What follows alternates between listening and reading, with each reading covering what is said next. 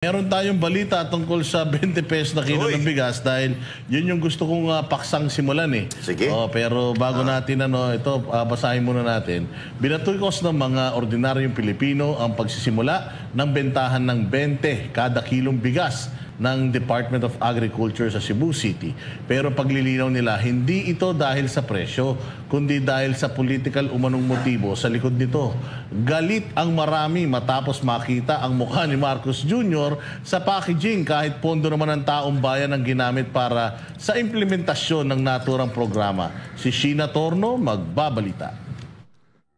Imbes na matuwa, ay nagalit ang taong bayan sa pagsisimula ng 20 pesos kada kilong bigas ng Department of Agriculture sa Cebu City. Ang dahilan, sa halip na magsilbing konkretong tugon sa kagutuman, ang programa ay tinawag na propaganda matapos ilagay ang mukha ni Marcos Jr. sa packaging ng bigas, kahit malinaw na hindi naman galing sa sariling pondo ng Pangulo ang pambili nito. Hindi napigilan ng ilang netizen na maglabas ng saloobin kaugnay ng programa sa unang araw ng buwan ng Mayo. Kitang-kita raw kasi ang larawan ni Marcos Jr. sa packaging na tila pinaparamdam sa mga tao na personal itong ayuda mula sa kanya. Pero malinaw, pondo ito ng gobyerno, buwis ng taong bayan at hindi mula sa bulsa ng Pangulo. Ilan sa mga komento ng netizens ay nagtatanong kung kandidato ba raw ang Pangulo kaya't mukha niya ang nakapronta sa packaging. Habang ang iba naman ay question ang timing ng programa, lalo't kasulkuyan ang campaign period para sa nalalapit na halalan. Kaugnay pa rin dyan, sinabi naman ni Agriculture Secretary Francisco Chu Laurel Jr. na hindi mo na itutuloy nakatakdang bentahan ng 20 pesos na bigas sa mga kadiwa outlet sa May 2. Ngayong unang araw ng buwan ng Mayo nga ang tinakdang simula ng bentahan ng bigas sa Cebu City. Ngunit isang araw lang ito maaring bilhin ng mga consumer at tanging sa pamamagitan lang ng kadiwa booth. Paano ba naman kasi isinabay ang programa sa panahon ng kampanya kung kailan ipinatutupad ng Commission on Elections o COMELEC ang ayuda ban? Ibig sabihin, kailangan humingi muna ng exemption mula sa COMELEC ang mga lokal na pamahalaan maging ang mga ahensya ng gobyerno. Well, as far as the COMELEC is concerned, hindi pa namin nakukuha yung approval to do, the Cebu government has not yet gotten the approval to do the selling of 20 kilo rice in Cebu. We do the actual selling on May 13 siguro ang target na doon. Dismayado raw si Laurel dahil maaantalang bentahan ng bigas at posibleng matenga na naman ang mga supply sa mga bodega. Posibleng maapektuhan ang bilihan ng palay mula sa mga lokal na mga magsasaka. Gayunpaman, nasa 12,000 na mga sako ng bigas ang ibinaba sa kadiwa booth sa Cebu City. Sakaling maubusan ng stock sa unang araw ng bentahan at humarap sa aberyang logistics, may nakahanda raw na alternatibong solusyon ang kalihim. From what I understand, may local stocks din ang Cebu na baka hiramin namin or sa kanila and palitan na lang, or we can actually source out naman even sa local traders din sa Cebu or retailers kung pinakailangan. Para sa Diyos at sa Pilipinas kung mahal, ito si Sheena Torno, SMNI News. Yun. 20 pesos. Ay, nako, parang RJ, ano masasabi mo dyan? Alam mo, nakakahiya talaga tong gobyerno na to, no? Biruin mo, may pera na kayo ng gobyerno, pero 20 pesos lang ang kinaya nila. Ito pa, timing sa eleksyon, at ang matindi dito, kala mo tumatakbo si Marcos kasi may mukha niya pa eh. Hindi kagaya ni, paris kayo kay Pastor Kibuloy. Biruin mo, eto, sinabi ko nga, may pera na ng gobyerno, 20 pesos lang. Si Pastor Kibuloy, isang kaban, binibigay ng libre. Kanyang katindi. Hindi lang bigas. Hindi lang bigas, may grocery may pa. mga grocery At hindi lang hindi lang basta yung masasabi natin na mumurahin. Hindi, talagang quality. Ganyang katindi yan. Paano pa pag napapasok yan si Pastor sa Senado? Totoo yan. Mas malaki ang may bibigay niya. Ayun na nga. Ito kasing bigas na to, yung 20 pesos na kilo ng bigas na kung iposisyon nila, akala mo, yumaman na Pilipinas. Ito pong lagi nating ipapaalala, may subsidy po na galing sa budget ng gobyerno para maging 20 pesos ang presyo netong bigas na ito. Meaning, binili po nila ng mahal yung bigas dyan sa mga farmers, tapos ibinenta nila ng palugi sa 20 pesos na halaga. Tama lang naman na mailagay ang muka ni Bongbong Marcos dyan sa plastic bag na yan. Kasi plastic din naman siya. So karapat-dapat lang na nandiyan dyan siya sa ano na yan. Pero tinan mo gumastos na tayo doon sa bigas itself. Gumastos pa tayo sa pag-imprenta ng kakapalan ng pagmumuka netong presidente natin na mailagay dyan. Promise fulfilled. Ang tanong, gaano katagal? Pwede ba magmura? Ha? Pwede Bawal lang. Pero yun ang lagi nating sinasabi na subsidized na ng gobyerno. Lugi ang gobyerno dyan. Sa bawat isang kilong bigas na nabibili at ibinibenta dyan sa Cebu, merong pera ng gobyerno na nasasayang na dapat napupunta sa mas magandang mga proyekto. Correct. Kasi kung ang presyo ng bigas dahil sa makinarya, dahil sa programa, naging natural na 20 pesos, hindi siya artificial, magbubunyi tayo. Baka gusto mo, Bongbong, ipatato pa kita sa pisngi ko. Oo. Kaya lang hindi. Pinipeke ninyo yung pinipeke ninyo yung mga tao, binubudol ninyo yung mga tao Hindi ba? 20 pesos nga ang benta, pero sa kabila naman nun, nalugi naman tayo. Kasi imagine kung nabili natin to ng 30. Itong bigas na ito, tapos ibinenta natin ng 20. Lugi tayo. So, lugi tayo. Ang masaklap nito, taxpayers' money, correct, yung ginastos natin para mabili ito, at ibinenta natin dun sa mga nagbabayad ng buwis. So, panigabagong paggigisa na naman ito sa sarili natin mantika. Partner Jay. At ang masama pa dyan, patando kasi yung mukha mo. Nakman teteng naman. Kasi walang ulam Magpinsan talaga sila, no? Ganyan din yun. Si Boy Ayuda, si Speaker Martin Romualdez, ganyan din. Nakasalpak din yung mukha niya doon sa plastic. So, ginayan din ngayon ni Marcos. Hindi, ito, lilinawin namin, itong bigas na to, kasi baka sabihin nila, hiling kayo ng hiling noon, Banateros, na ipatupad ni Marcos ang 20 pesos na bigas. Ayun na nga, noon. Ngayon na tinupad, bakit parang nagagalit kayo? Actually, Ganito yun ang nila. Yun ang sinasabi nila. So, ganito kasi yan. Una-una kasi dyan, ang maunang maapektuhan po dyan, yung mga kababayan nating mga magsasaka na dapat tapos ito pa, yung pera nga ng tax, yung mga nagbabayad ng buwis, parang ginisan na nga ulit tayo sa sarili nating mantika dyan. Bibilin ng mahal, tapos ibibigay sa atin ng mahal. Bakit nung time nung namimigay si Martin Romualdez ng ayuda, kung iisipin nyo maigi, parang parehas lang Ayuda parang, rin yan. Parang nilagyan mo lang ng presyo yung ayudang ipinamimigay. At ang pinakamalupit pa dito, yung iba nga nagre-reklamo. Ang tanong kasi dyan, safe ba yan? At saka yung hanggang kailan yan?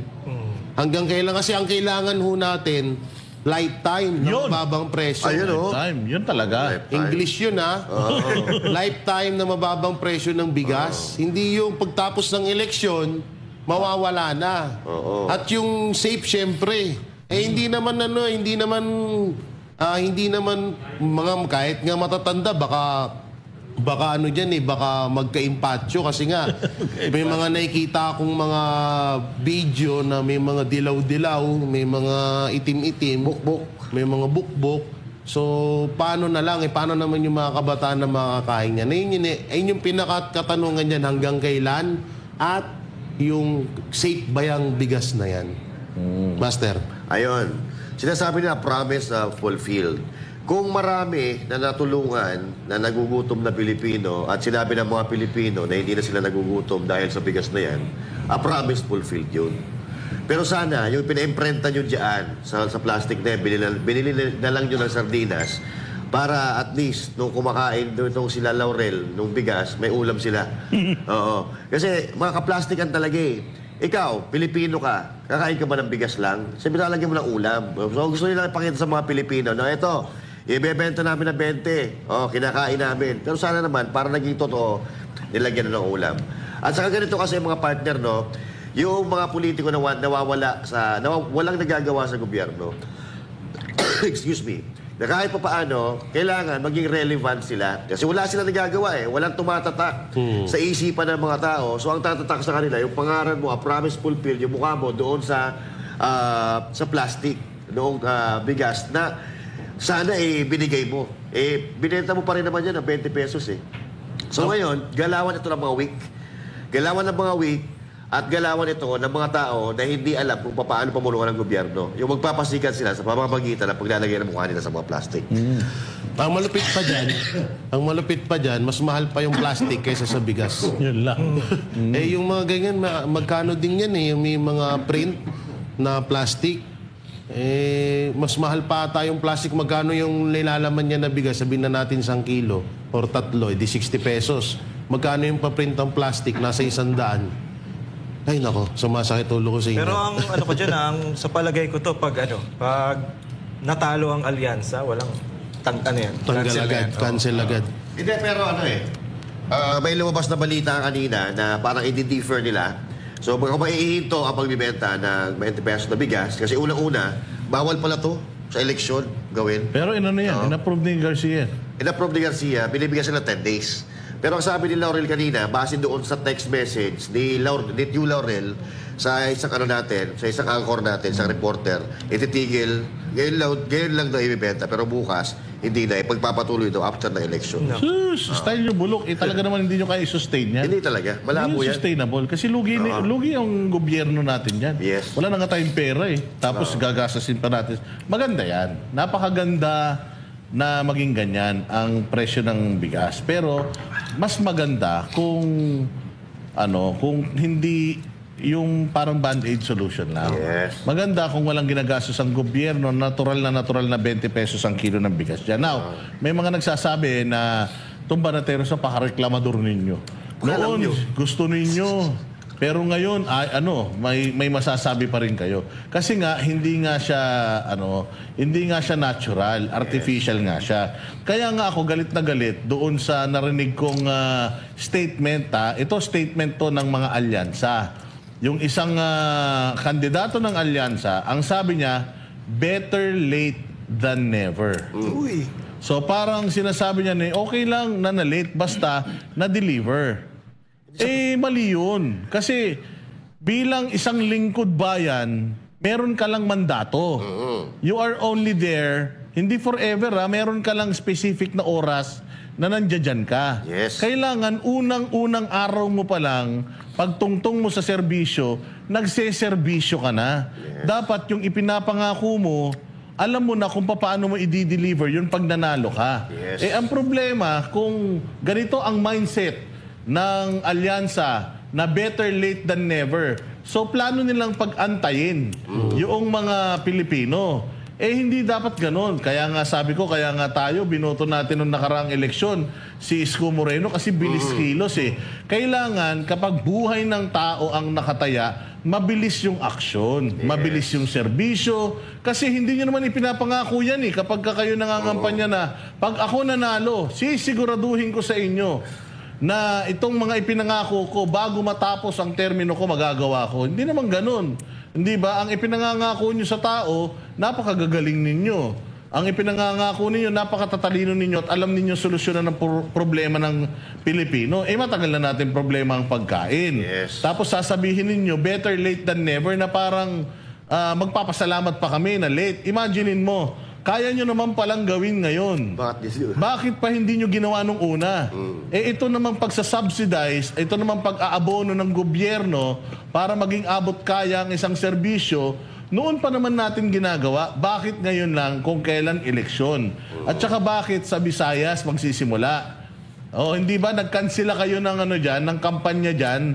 Sabi nyo, iikot kayo sa Visayas at Mindanao pero hindi na natuloy. Bakit? Nakikita natin kaliwat kanan ang mga video sa social media, hindi na kayo sinisigaw ng tao.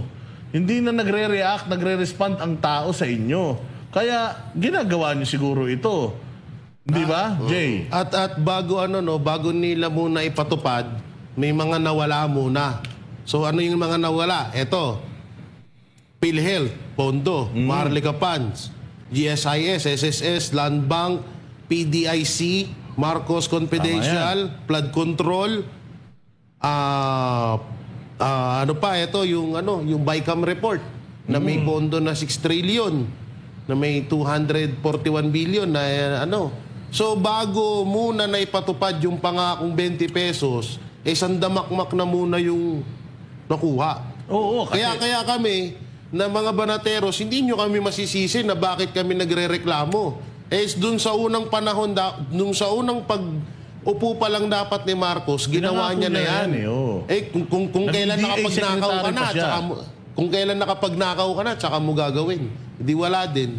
Tsaka mga partner, hindi lang kaming mga banateros ang talagang galit dyan. Kasi taong bayan na mismo ang nagsasabi niyan na ito, nakikita na ng taong bayan na ito, style lang to ng mga politiko na to. Tsaka ang malupit dyan, tiniming nyo sa eleksyon. Pero 3 years, ang tagal mo nang nakaupo. Dapat unang taon mo pa lang, ginawa mo na yan. Imbis na gumawa kayo ng paraan para matulungan yung mga magsasaka na bumaba yung mga yung mga kailangan nila sa pagsasaka, hindi. Bumili kayo ng bigas para ibenta nyo ng mura. Walang mangyayari. Ganyan lang, paikot-ikot lang yan. Ang nagiging lang diyan, mukha kayong magaling. Pero ang mga taong bayan, kitang-kita na nasablay talaga kayo. Better late than never. Sinasabi lang yan ng mga losers Better late than never. Pero pag nasa gobyerno ka, hindi dapat ganyan ang mentalidad mo. Dapat mabilis. Dapat mabilis. Dahil sa gobyerno, hinahabol natin Hinahabol natin kung paano tayo umasenso. Dahil ngayon, huling-huli na po tayo. Kahit, alam yan ng mga ng mga politiko na ang Pilipinas ay huling-huli na sa lahat, sa ekonomiya, kahit saan, anong bagay. Huling-huli na tayo sa mga karating bansa natin. Pero anong ginagawa ng mga politiko natin? Better late than never. Ayan ang mga pamantayan ng mga politiko na dapat hindi binoboto. Dahil dapat yung mga politiko natin sa Pilipinas mabibilis dahil talagang may hinahabol tayo. So mga kababayan, kung sino man yung nagsabi nun, better late than never, mag-isip-isip kayo kung iboboto nyo pa yan. May sinabi pa, may tinanong pa sa kanya na bakit ba sa tingin mo ngayon lang to nagawa? Alam mo ang sagot niya? Itago natin siya sa pangalang Senator Uncle. Si Uncle. Si Uncle. Si Uncle. Bata pa kukul. Si Senator Uncle. Sabi niya na baka noon hindi pa nila alam kung anong gagawin. Ngayon alam na nila yung gagawin. Kaya ngayon lang nangyari. Bulahan portion. Di ba? Ano yung itbulaga? Achiche. Gano'n. Pag ganun ba tayo? At ang pinaka-importante dito, Boss Dino, biglang bumaba yung bigas na ano ba nangyari? Lumago ba yung produksyon ng bigas, ng palay natin? O nag-angkat tayo ng maraming bigas? Doon pa rin babagsak yan. Subsidiya pa rin. Lugi pa rin ng gobyerno. Saan kukunin ang pera? Sa tax ng taong bayan, sa mga OFW, sa income ng pera ng pera ng gobyerno. So walang panalo dito. Ginagawa lang nila ito para pagtakpan yung mga tunay na nangyayari sa ating bansa. Kasi, nakikita naman natin, pinag-uusapan talaga yung 20 pesos na bigas. Kung makikita mo sa social media, maraming naglilipa na, maraming lumalabas kung anong klaseng bigas. Tapos itong pagbumukha ng makapal na mukhang presidente pa ito, lagi nakikita sa social media. Yan. Yung mga ganyan. Akala mo siya may-ari. At akala mo, pera niya, yung pinaggastos niya dyan. Ngayon, mga kababayan, kung gusto nyo na pamunuan ng mga plastic ang Pilipinas, ay boto nyo yung mga kandidato dyan. Puro plastic May mga sinabi nila. Marami sila mga sinabi pa May sinabi pa yun nga, yung isa namang kumakandidatong senador na itago na lang natin siya sa pangalang dating mayor ng Makati. Ayun. Si Negi. Isa rin yun yun din ang sabi niya na ang pagtulong daw sa Pilipinas at ang pagtulong sa kapwa, paggawa ng serbisyo, wala daw pinipiling oras. Talaga? Nagkataon daw eleksyon noong in-implement ito. So hindi daw yan vote buying or hindi daw yan para lang maikampanya sila, kundi talagang yan. Sige Jay, reaksyonan mo. So ibig sabihin, yung pangako pala noon, nung una pa lang ni Marcos, dito sa bigas na to, wala siya palang kaalam-alam talaga. Wala accordingly Kasi isipin nyo maigi. 3 years Kung ito ay planado na talaga at nasa kagustuhan talaga ng isang kandidato, kasi pangako Ito yung plataforma mo sa pangangampanya mo. So dapat alam mo na kung paano to igawin. Yes. Alam mo na kung paano isulong. So kaya naman pala, kaya ka pala sinasabi mo lagi, pag may bagyo, antayin mo na nating umupa bago tayo magpunta. Ayun lang. Ayun yung mahirap dito. So, ibig sabihin, etong pangako ni Marcos, unat-una pa lang, wala pala talaga siyang alam. Kasi nga, kung yan, sinasabi ng mga senador na yan, na parang mas okay lang daw na late, at least nagawa, parang ano yun, napaka ano niya, parang inamin nyo na iyang bigas na yan, yung pangako ni Marcos na yan, talagang parang napilitan lang siya. At ang tanong pa dyan, hanggang saang lugar yan? Parang hindi kasi, ikaw, saan ka ba? Cavite? Ito, sa Baguio to eh. Wala, yun sa Mindanao na yun eh. Alabang, Alabang. So, kahit sa mga lugar natin wala eh. Sa ayaw namin ito, maganda to. Sige, mga kababayan, bilhin nyo yung pinakamaraming kaya nyong bilhin. Basta walang limit, bilhin nyo ng bilhin. Kasi basta kaya nyo kainin yan, go, go, go. Maganda yan. Kasi pera naman ng taong bayan yan. Available naman. Sige. Pero ano natin, kailangan singilin pa rin natin sila. Consistency is the key. At doon kay mga partner, doon kay Senator Negi, walang pinipiling walang pinipiling panahon. Kayo rin naman magkakapatid kayo, wala kayong pinipiling oras, wala kayong pinipiling lugar, nag-aaway kayo sa simbahan. Yun, pasok na pasok kayo. Totoo yan. Nakitang-kita yan. But anyways, Master Jude, sa akin naman, partner, ito kasi mga problema dito Gusto nilang manatiling mga Pilipino. Yung maitim na yun, di ba galit na galit yun? Nung wala sa kanila yung embo. Kasi nandoon. Sa maitim. Parang mga puti namin ni Jay, Hindi. Kayo maitim kayo, pero malinis ang budhi ninyo. Ayun. Mahirap na maitim ka na. Budhi mo, maitim pa rin. Kasi ito, galit na galit sila. Nawala yung mga embo-embo. Kasi nandoon. Nandoon yung mga boto. Yung na nagpapanalo sa kanila. Kaya ang gusto nilang mangyari, hindi naman lahat. Kasi may mga politiko pa rin na kahit paano, talagang gusto umulan ng Pilipinas. Pero itong mga politiko na gusto kayong manatiling mahirap para kayo ang magpapanalo sa mga politiko na yan, huwag na pananiwalaan yan. Meron yata tayong ipi-play na video tungkol dun sa yung issue dyan sa di ba? Yung issue dyan sa may Cebu. Q-card. Sige. Natin, ipakita natin yung napakahusay na picture na yan. Yan ang statement ng ating pinakamahal na presidente dahil lahat nagmahal nung siya naging presidente. Meron siyang statement patungkol doon sa ni Gwen Garcia. Summarize na lang natin yung pagkakasuspinde kay Governor Gwendolyn Garcia nang nalalapit na yung eleksyon, pinagtatanggol niya. Dahil maayos naman daw ang pagsisilbi ni Gwendolyn Garcia at parang pamumulitika lamang ito. Wow. Coming from you, Pero ito ang pinagtataka ko, mga partner. Ano yun? Si Gwen Garcia na ipagtanggol niya. Samantalang, si Inday Sara na nagbigay sa kanya ng milyong-milyong boto, parang no comment siya. Jay, bakit kaya, Jay Guevara, ano sa tingin mo?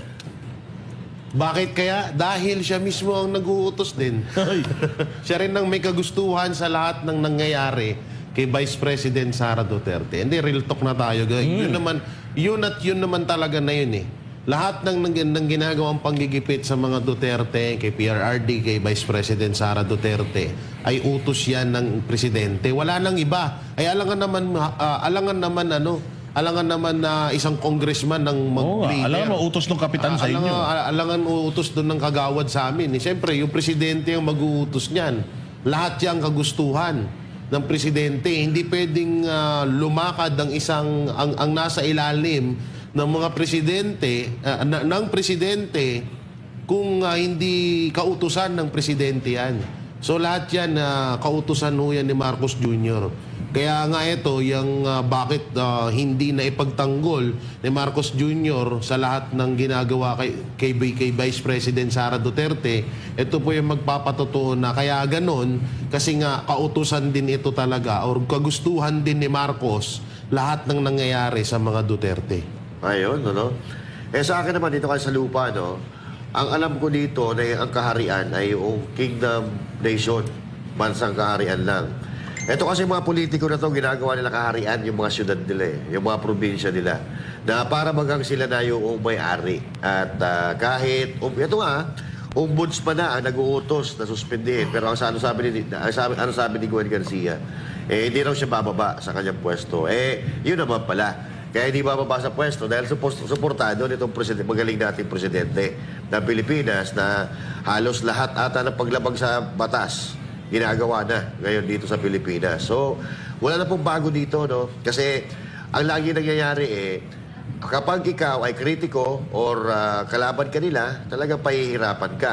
Pag ikaw ay kakampi, kahit anong gawin mo kasalanan, pagtatanggol ka nila. Katulad nito, ito po, ang nangyayari sa Pilipinas, si Pangulong Duterte, ang isang presidente, kaya nga minahal ng mga Pilipino yan Kasi marami nagawa na magandang bagay sa Pilipinas. Pero, ipinagkalulupo nila sa ibang bansa. Ganun po kabaliktad ang nangyayari sa Pilipinas ngayon. Kaya, may 11 days pa po tayo para baliktarin po yan. Baliktarin po yan para hindi iligtas ang mga Duterte, kundi iligtas ang ating bayan. Dahil kung ganitong pamumuno ang ating makikita at pagdadaanan, makikita sa ating bansang Pilipinas, sigurado, pupulutin tayo sa kangkuhan. Noong panahon ng Duterte, meron tayong maayos na nararamdaman. Hindi natin pinagtatanggol ang mga Duterte dahil tayo ay panatiko. Pinagtatanggol natin yung naramdaman natin noong sila ay namumuno. Yun lang. Kitang-kita mo dito mga partner, pag tropa talaga nila, pagkakampi nila, talagang si Marcos Suportado. may sasabihin ka agad may sagot ka agad Pero pag pinagda-drug test, wala Oo, lagi, no comment. Pero yung si BP Sara, si Pastor Kibuloy, si Pangulong Duterte, talagang laki na itulong Di ba? Parang sila na ang nagtrabaho para maging presidente ka. Pero wala kang nasabi nung nagigipit na. Paano? Siya pa nga ang nag-uutos Ikaw ang nag-uutos Tsaka, ibang-iba talaga to si Marcos. Talaga makukompare mo Kasi si Pangulong Duterte, kung naalala natin, yung mga makakaliwa, binigyan niya pa ng trabaho, binigyan niya ng chance baka magbago tong mga to. Binigay niya dun sa niya, wala talaga, tinanggal niya. Ngayon, ito naman yung kung napanood niyo yung tinatanong si Pangulong Duterte about impeachment ni Vice President Lenny nung panahon na yon, sinabi niya talaga na hindi natin pwedeng i-impeach yan. Kasi taong bayan na nagluklok dyan So, wala tayong magagawa. Taong bayan nagluklok, taong bayan din na magtatanggal yan. Hindi tayo pwedeng makialam. Doon pa lang, makikita mo talaga na ang layo nung isang bangag talaga sa presidente. Bangag sa presidente. So, hindi natin ina-accept na presidente to kasi wala matagal ko na sinisanti yan Ewan ko kung ba't nandiyan pa sinisanti ko na nung nakaraan pa, nandiyan pa rin, matigas ang mukha talaga.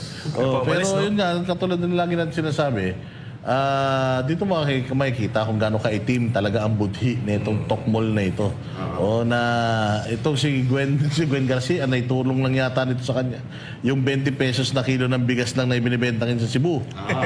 Kasi alam natin na nag-meeting sila tapos biglang na-approve. Cebu ang unang nagtinda ng 20 pesos na kilo ng bigas. So, kaya siguro in return, pinagtatanggol niya itong si Madam, si Madam dito sa Cebu. Anyway, sabi nga natin, nakakahiya bilang ang Cebu, tapos ito pa ang matindi. Sinasabi nitong gobernador ng Cebu na dahil daw appointee ni Pangulong Duterte ang ombudsman, kaya daw siya tinrabaho, engot ka pala Alyado ng mga Duterte si Rama, ombudsman din ng tumira kay Rama. Siya. Hindi ba? So, ewan ko. Lahat na lang, pagka may issue sa inyo, lagi na lang Duterte. Lagi na lang kasalanan ng Duterte. Antigas ng mukha mo. Sister city pa naman kayo. Ang Cebu City, sister city yan ng Davao. Yes. At saka balita ko, partner, lumalakas dyan si Pampare 4. Kalaban nito. Ngayon, mga kababayan, nakikita na natin kung gaano kalupit ang nangyayari. Masalimuot talaga dyan sa Cebu na ayaw nilang bitawan at nakikita naman natin ngayon kung ano nangyayari. Ombudsman na po yan, kataas-taas ang hukom ng Pilipinas, pero ayaw nilang bumaba. Bakit? Kayo na ba may-ari na Cebu? Ayun lang. Yun lang, partner. Sabi nga nila, mag-i-election na daw. Tsaka meron daw silang mga legal remedies, mga temporary restraining orders, kaya siguro pwede sila magstay. Buti pa sila, buti pa kayo ino-honor yung TRO. Matatandaan mo noong KOJ siege, 16 days, naglabas ang korte ng TRO, hindi sinunod ng kapulisan natin. Galing, Di ba? Tas dinimanda pa ng DOJ ni Remulla yung judge na nag-issue ng TRO. Yan. Tapos ito pa, yung nangyari kay PRRD, na nagre-request sila ng TRO, hindi pinapansin. Di ba? Itinuloy pa rin nila. So talagang hindi natin alam, no? Sala sa init, sala sa lamig tong gobyerno natin. Jiggy Bara. Wala, tanggalin nyo na yung ombudsman na yan. Pati yung korte, palit nyo dyan si Torre tsaka si Ganun din naman Remulla. Ganun din naman Hindi, ganun din naman. Sila lang din naman masusunod Ayaw naman nila tanggapin yung utos ng ombudsman. Ayaw nila sundin yung korte. So wala nang kwenta yan dito. Ano pa bang kinaganda niyan para sa bayan natin? Ultimong presidente nga hindi ginagalang yung batas dito. Tingnan mo, nasan si PRRD ngayon? Nasa ICC. Ibang lahi ang umuusig imbis na dito sa Pilipinas. Kaya ganyan kawalang kwenta yung ating presidente sa totoo lang. And that being said, VP Sara Duterte nais masampahan ng kaso ang mga taong nasa likod ng iligal na pag-aresto kay dating Pangulong Rodrigo Duterte. Panoorin natin ang video ito. Pagsasampa ng criminal at administrative charges laban sa mga Remulla, kina Marbil, Torre at Ambasador Lacanilaw kaugnay sa illegal na pag-aresto kay PRRD. Ano pong masasabi niyo dito? Opo. Unang-una, nagpapasalamat ako kay Senator Aileen dahil binuksan niya ang pag-uusap kung ano ang ginawa nila, anong mali na ginawa nila kay Pangulong Duterte, ang pamingidla, ang pagkawat sa iyahalo, dinhi sa ato ang naso, na ako kayo sa pasalamat. Ngayon, gusto namin makita na mapailan ng kaso yung mga tao na may kasalanan sa kung anong nangyari sa paglungkot kay Pangulong Rodrigo Duterte. Ngayon, sasabihin ng administrasyon na hindi yun nila ginawa at hindi iyon political ang pagkuha nila kay Pangulong Duterte. Dapat nakikita natin na may mga kaso ang mga tao nito. Naku, mabigat yan. Pero ang tanong, sino ang magsasampa ng demanda? Kasi sabi nung mag-amo ni Marbil at saka ni Torre na ready daw silang harapin ang mga kasong ikakaso sa kanila. Malakas ang loob nila ngayon. Ngayon, kasi syempre, yung leader ng sindikato, yun ang namumuno pa paano kapag iba na presidente? Di ba? So, yun na ang problema. Pagka ngayon mo final yan, wala na nga, kakangkungin lang nila yan. Alam naman natin, ang isa pa sa mga hinahabla at mahahabla dito yung mismong head ng Department of Justice na siyang nagdidinig ng mga probable causes ng mga kaso. Hindi ba? So, hindi natin alam. Ito, pero magandang development. In fairness kay Amy Marcos, yung findings niya, grounds for impeachment sa kapatid niya. Kaya kung may yung mga pumirma kay VP Sara, ng mga congressman, matalo lahat yan at mapalitan ng mga bagong congressman. Balita ko, merong isang tumatakbong congressman sa Davao del Norte na nangangako na kapag nanalo daw siya, ipapa-impeach daw niya itong si Pangulong Marcos. Well, kung back-up is yung committee report ni Amy Marcos, sa committee report ni Amy Marcos, meron talagang paglabag. At sa committee report ni Amy Marcos, yun na lang ang kulang malaman kung kanino galing yung utos kung galing ba sa Malacanang yung utos o kung saan Pero pwedeng ma-impeach ang Pangulo dahil dyan. Dahil nakita nga natin, according to the Senate inquiry results, may talaga pang-aabuso dyan sa kidnapping di umano ni Pangulong Duterte. Che Guevara. May tanong ako, pwede bang ordinaryong Oo, Pilipino pwede. ang magsampa ng kaso Pwede. kaila Marbil Pwede. sa magkumaring to. Pwede. Marbil Actually, at saka Torre. si Torre nga, meron na rin kaso eh. Kinasuhan siya ng illegal detention. Meron daw pala siyang 6 days na dinetain. Tapos ang hawak lang daw niya is Xerox copy ng Interpol Red Notice. Oo, so tingnan natin. Nakita na rin natin sa balita. Pero nasa Villamor tayo, noong kasalukuyang hawak na rin si Pangulong Duterte, nakausap natin yung tao na yun eh. Kinukwento niya sa atin yun. Naalala ko lang nung lumabas itong balitang to. Pero I think, Jay Guevara, pwede. Pero yun nga, no, so bali dalawa ang magiging laban pala natin. Una-una, ipanalo natin yung 10 Duterte senatorial candidate. Pangalawa, magtulong-tulong ang buong Pilipino na makasuhan itong mga taong to dahil sa mga ginawa nilang paglabag sa batas. At paalala lang, hindi lang kay PRRD, pati din po yung pananakit at pangbabastos sa relihiyon ng KOJC. So marami silang pwedeng kaharapin, marami ho pala tayong pwedeng isampa ng mga kaso dito. At okay na rin yun para sa akin na masampahan sila ng kaso kahit na nasa kapangyarihan sila ngayon, at least may record na. Yeah. Hindi naman mabubura yun eh. At hindi rin naman panghabang buhay si Marcos Jr. eh. Na-expired din ng pulburon. Tignan natin. Tama yan. Hindi ko alam eh. Kasi ang alam ko, parang sinasabi, na tanong ko to kay Banat Bay, parang meron yatang kaso, at tulad yun yung Farmally, di ba? Senate ang nagsampa ng kaso sa Farmally.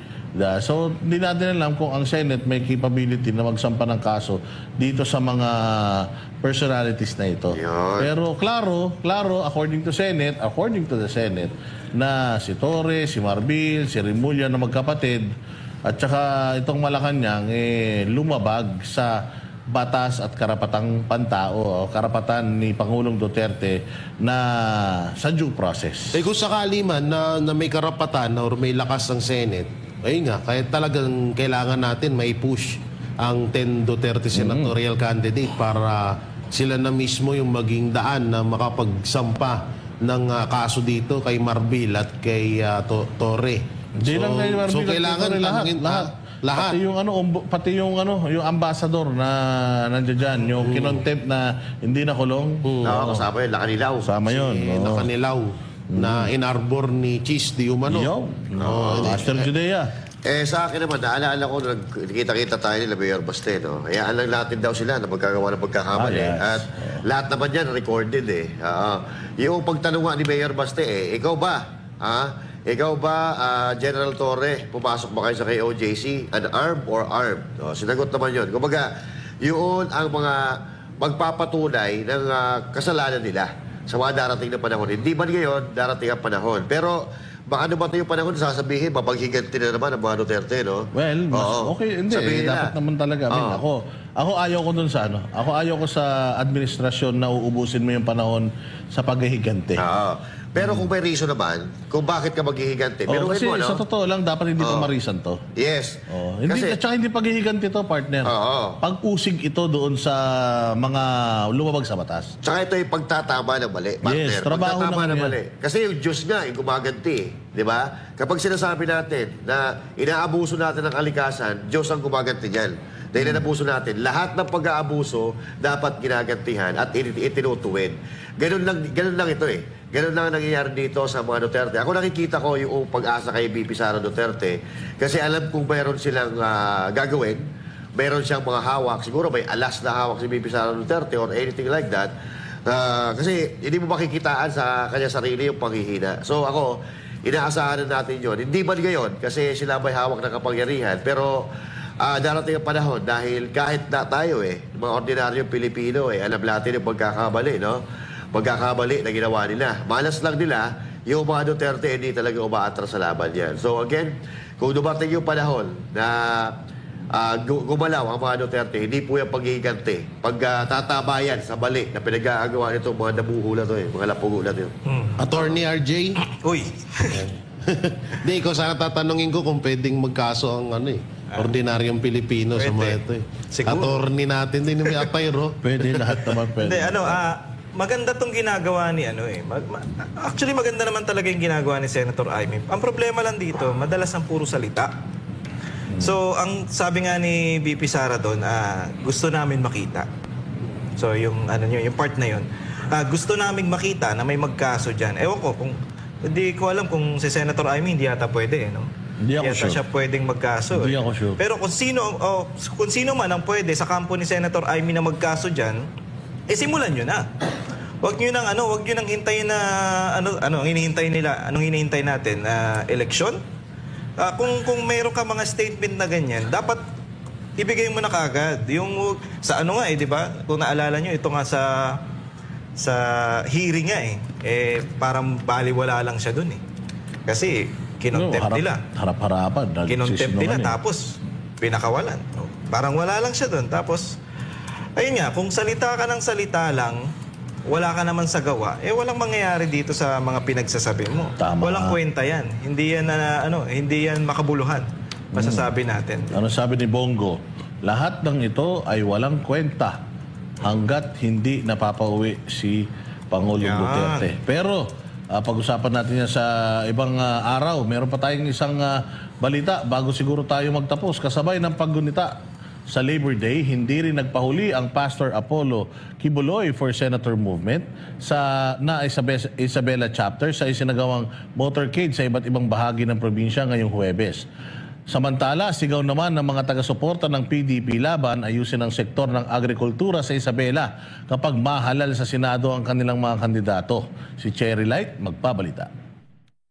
Sa gitna ng mainit na kampanya para sa 2025 midterm elections, hindi rin nagpapahuli ang mga taga-suporta ni Pastor Apollo Kibuloy sa Isabela sa isinagawang motorcade ngayong Mayo 1 kasabay ng Labor Day. Lumutang ang panawagang tutukan ng sektor ng agrikultura, isang mahalagang issue sa rehiyon na matagal nang isinusulong ng mga magsasaka at mamamayan. Hindi alintana ang sobrang init ng panahon para sa mainit na pangangampanya ng mga taga-suporta ni Senatorial Candidate Pastor Apollo Kibuloy sa probinsya ng Isabela. Ilan sa mga lugar na dinaanan ng motorcade ay ang mga bayan ng Cordon, Santiago City, Ramon, San Mateo, Cabanatuan at Cauayan City. Bagamat kilala ang Isabela bilang rice at corn granary ng Luzon, patuloy pa rin ang hinaing ng mga magsasaka sa kakulangan ng suporta mula sa pamahalaan. Kabilang sa mga pangunahing suliranin ay ang mataas na gastos sa produksyon, kakulangan sa irigasyon at mababang presyo ng ani. Dahil dito, umaasa ang mga taga-Isabela na sa tulong ng mga senador mula sa PDP laban tulad ni Pastor Kibuloy ay maisusulong ang tunay na reforma sa agrikultura. Particular point siguro na maitulong ni Pastor Kibuloy kapag siya ay makaupo. Hiling po ng mga farmers, yung mga abono, mga pesticide kasi ang mahal po ng mga abono at pesticide. Tapos yun ang number 1 na kailangan ng mga farmers. At saka kailangan din po natin i-upgrade po ang ating agriculture sa bagong technologies. Si Pastor Apollo Kibuloy at si Atty. Vic Rodriguez ay mailuluklok natin sa Senado. Dahil alam pong makakagawa sila ng mga batas para makatulong sa ating tinatawag na mga magsasaka para kahit papaano maiahon sila. Dahil ito yung inaiyakan. No? Mahal ng abono, nagtiyaga, pero pagdating sa pagbibenta, ang mura ng presyo, kaya kawawa ang ating pong mga magsasaka. Depende po sa plataforma ng ating Pastor Kibuloy kung ano po ang kanyang pangunahing mga programa para gustong ibahagi serbisyo sa ating mga mamamayan. Isa sa mga pangunahing isisulong ni Bill D. sakaling mahalal bilang alkalde ng Cauayan ay ang pagpapalakas ng sektor ng kalusugan sa kanilang lungsod. Nauna ang naging syudad ang Cauayan City kaysa sa Ilagan, pero ang Ilagan ay may sariling hospital, ang Cauayan ay wala pa. So, isa lamang sa pagpapakita na napag-uulihan na ang Cauayan.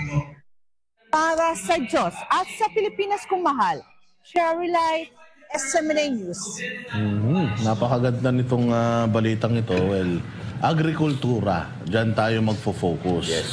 Kasama yan doon sa proposed 70 bills na nagawa ni Pastor Apollo Kibuloy habang siya'y nasa kulungan.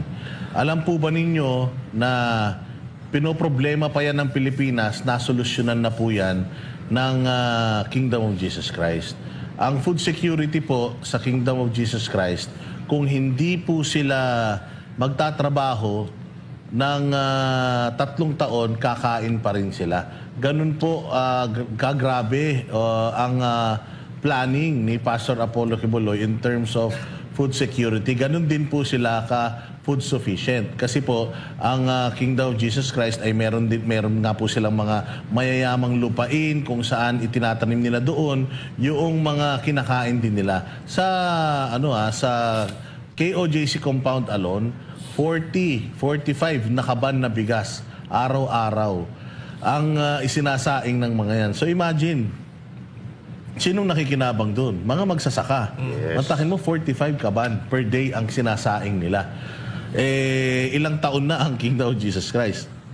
Di ba, mga partner? So, ganyan kalaki ang naitutulong ng KOJC at ni Pastor Apollo Quiboloy, hindi lang sa mga magsasaka natin, pati sa ekonomiya ng Pilipinas. At syempre, dahil nga nasolusyonan ni Pastor Apollo Quiboloy, ang problema na yan sa kanyang nasasakupan, simpleng-simple na lang para ma-resolve natin itong problema ng mga magsasaka natin sa buong Pilipinas.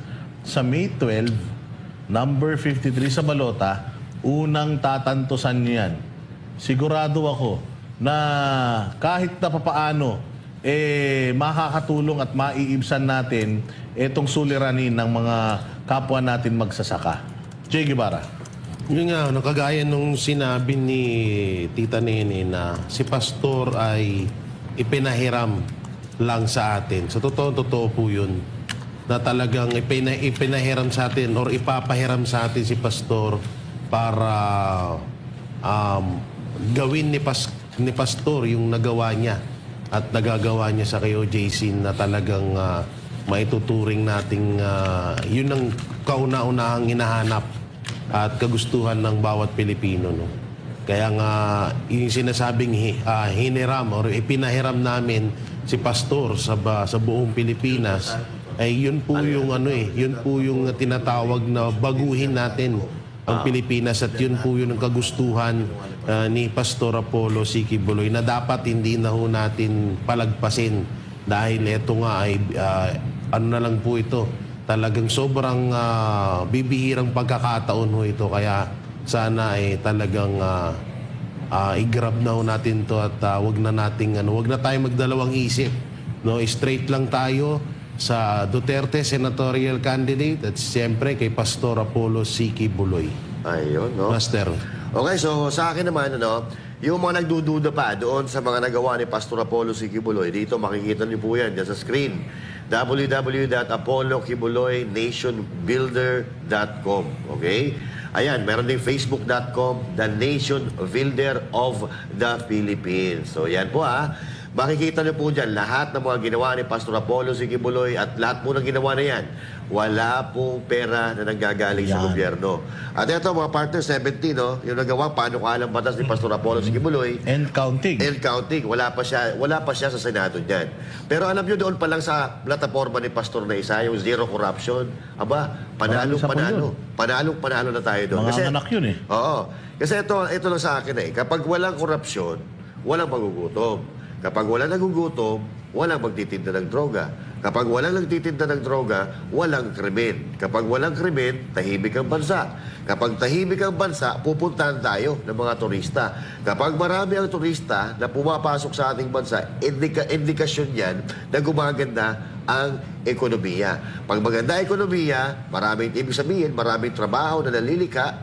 So, lahat ng Pilipino panalo. Basta ito lang ang masasabi ko kay Pastor Apollo Quiboloy, hindi tayo mapapahiya dito. Number 53 sa Balota, May 12 na yan. Saka siyempre, PDP laban para may kakampi siya, mga kababayan. Yun. Alam nyo, mga partner, excited ako Kasi once na makaupo to si Pastor, grabe magkakaalaman talaga. Alam nyo kung bakit? Mapapahiya yung mga dapat mapahiya Kasi sa sipag ng mama na to, sa sipag ni Pastor Quiboloy, talagang siya yung magiging parang batayan o benchmark sa pagiging senador. So, magtatrabaho yan So, ito si Pastor. ganito pala, nagagawa niya yung mga bagay na to. So, paano tayo tatakbo ngayon sa susunod? Tsaka, pag zero corruption, kaya alam nyo, galit yung mga galit yung iilang senador sa kanya. Kasi pag nakaupo siya dyan, talagang tatanggal ang mga korupsyon. So, wala na silang kita. Yes. Tapos, tsaka nawiwirdohan ako dito kay Marcos kasi DA, di ba? Dumaan ba sa hirap yan? Nagtanim ba yan? Nagtanim. Yun ang problema. Ibang tinanim. Nagkaso. Mga kaso. Yun ang problema. Yun ang problema. Tapos, kung may pwedeng maging DA, si Pastor yun. Yeah. Kasi, biruin mo, ang sabi mo, partner, 3 years, kahit wala silang trabaho. Ganong katindi, 3 years. Ang pandemic, 2 years. Pero yung kay Pastor, 3 years. Ganong katindi yung plano niya, ganon kalawak yung pag-iisip niya para maisip yung mga tao, yung mga followers niya na huwag magutom kung wala man tayong pagkukuhanan o wala man tayong trabaho. O di ba? Hindi pa nakaupo yan pero iniisip na yung mga tao. Paano pa pag nandiyan na yan sa Senado? Buong Pilipinas ang aalagaan ni Pastor. Mismo. At bitin na naman ulit ang ating oras. Ang daldal kasi marami natin pa tayong gusto pag-usapan pero meron pa namang bukas mga bossing. So kita-kita po tayo ulit mga kabareteros. Dito lang sa Simonay Pagtama, Palakpakan, Pagmali, Banatan. Ako po si Boss Dada. Ako naman si Pastor Judea. At ako naman si Jay Guevara. Ako naman po si Paring RJ. Para sa Diyos. Para sa Diyos at sa Pilipinas. Pilipinas, ating mahal.